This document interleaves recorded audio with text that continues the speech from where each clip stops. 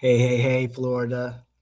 It's your favorite political innovator here, David Washington, with another broadcast of Ground Zero Florida. Let's get started. Okay, so we're going to start talking about the redistricted map presented by Ron DeSantis. It's April 28th, Tuesday. So, yesterday, the 27th of April, Governor Ron DeSantis released his long awaited 2026 congressional map. It's not just a subtle shift, it's a total overhaul. We're talking about a map designed to shrink the Democratic delegation to just 4 seats. Statewide, giving the GOP a massive 24-seat advantage. But the real story here just isn't the partisan lean. It's the legal theory that the governor is using to blow up the rules we've lived by for 15 years. Let's talk about the cracking of the ninth. Let's look at the bull's eye on this map. Central Florida, specifically the Hispanic community. For years, the Puerto Rican community in Osceola and Orange counties have been the heartbeat of the 9th district, represented by Democrat Darren Soto. Under the current lines, it's a 50% Hispanic seat. But DeSantis's new map performs what experts call textbook cracking. It cleaves Osceola County, which was whole in 2022, into 4 different pieces.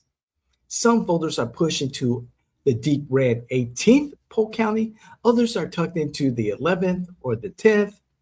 The result?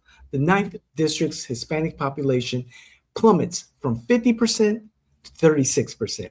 It turns a reliable Democratic seat into a solid Trump district. By the numbers, this map identifies only 1 or 2 Hispanic Democratic seats left in the state. And with Soto's base dismantled, that number could hit 0 in the next midterm. Okay, so let's talk about the DeSantis Doctrine versus fair districts. Now, you might be asking, isn't that illegal under Florida's Constitution?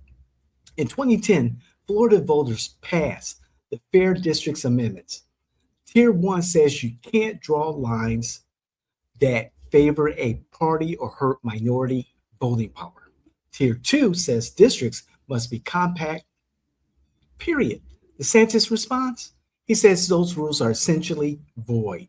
In a memo released with the map, the governor argues that the Supreme Court's pending review of Louisiana versus Callis will likely strike down Section 2 of the Voting Rights Act.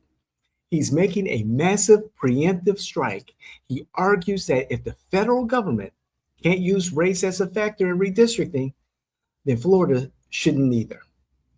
He's calling his map race neutral, but critics call it a deliberate erasure of minority influence. He's essentially betting that the U.S. Supreme Court will dismantle the VRA before this map reaches a final judgment.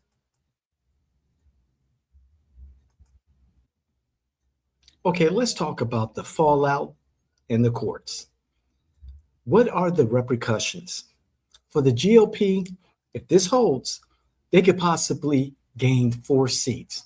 It cements Florida as a Republican fortress for the rest of the decade.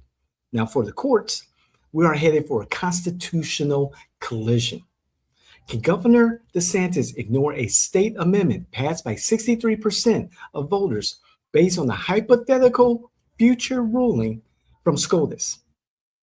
Lawsuits are being drafted as we speak, per usual, but the clock is ticking. If the courts don't issue a stay, these are the lines that will run in 2026.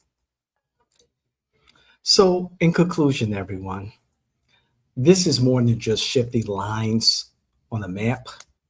It's a shift in the definition of representation in the Sunshine State. We'll be tracking the registration trends and the legal findings all week, the rest of the month, moving forward into the August in November elections. This is Florida Ground Zero. I am your host, your favorite political innovator, David Washington, with you, explain this whole redistricting issue that we've been talking about for how long now? At least a year. So stay tuned.